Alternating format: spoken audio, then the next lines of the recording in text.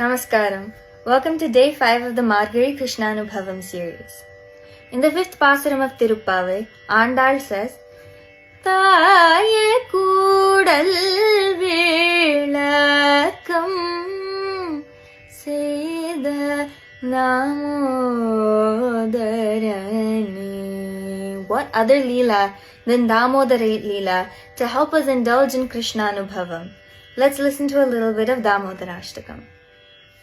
नमामीश्वरं सच्चिदानन्दरूपं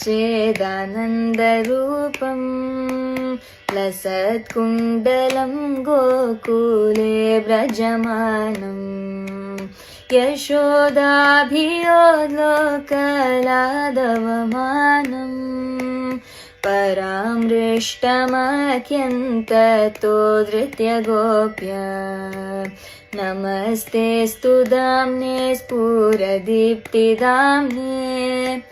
त्वदीयोदरायात